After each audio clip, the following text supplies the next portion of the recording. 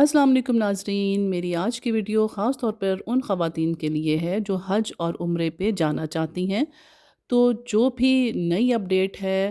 سعودیہ حکومت نے جو نئی پالیسیز بنائی ہیں، آج میں آپ کو تھوڑا سا ان کے بارے میں بتاؤں گی تاکہ آپ ان کو فالو کریں اور آپ کے لیے حج اور عمرہ بہت آسان ہو جائے گا۔ تو چلیے پھر اسٹارٹ کرتے ہیں۔ جیسا کہ آپ جانتے ہیں کہ سعودی حکومت نے حج اور عمرے کے لیے نیو پالیسیز کے اعلان کر دیے ہوئے ہیں، اور اس نئی پالیسی کے تحت ہی اب سب دنیا کے مسلمان حج اور عمرہ ادا کر سکتے ہیں۔ تو سعودی حکومت نے خواتین کے لیے خاص طور پر جو ضوابط، جو قوانین بنائے ہیں، وہ اس میں بھی بڑی ایک نئی چینج آئی ہے، اور یہ چینج یہ ہے کہ اب خواتین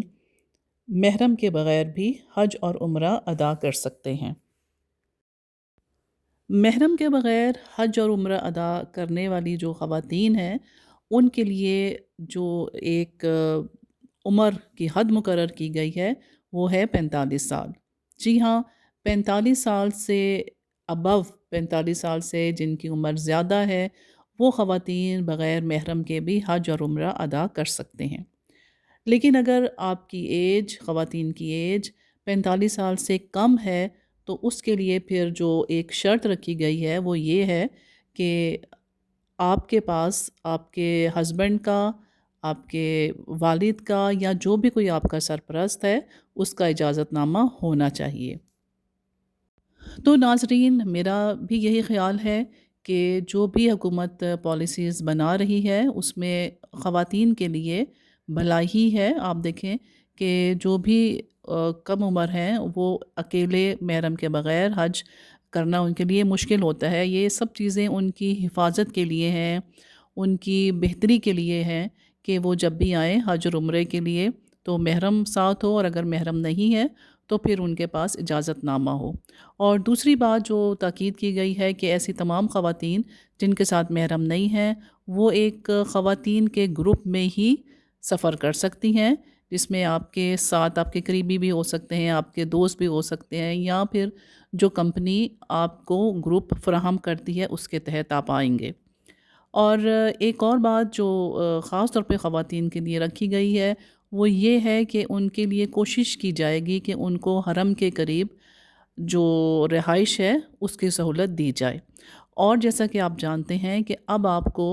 چاہے وہ خاتون ہیں چاہے وہ مرد ہیں، سب کے لیے آپ کو معلوم ہے کہ عمرہ اور حج پہ جانے سے پہلے آپ کے پاس سارا ریکارڈ ہونا چاہیے۔ آپ کو مسر ایپ پر آپ کی رہائش اور آپ کی ٹرانسپورٹ، جب تک آپ کو وہ آپ شو نہیں کریں گے، اس کو آپ بک نہیں کروائیں گے، آپ کو ویزا نہیں مل سکتا۔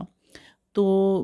جو میرا آج یہ ویڈیو بنانے کا مقصد تھا وہ یہی تھا کہ میں آپ کو یہ نئی اپڈیٹ دے سکوں۔ وہ خواتین جو کہ محرم جن کے پاس نہیں ہے، مطلب ان کو مشکلات پیش آتی ہیں، تو وہ اپنے لیے آسانی کے ساتھ خواتین کے گروپ میں ٹریول کر سکتی ہیں۔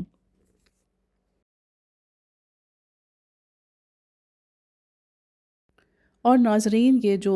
بغیر محرم کے جو آپ حج اور عمرہ کر سکتے ہیں،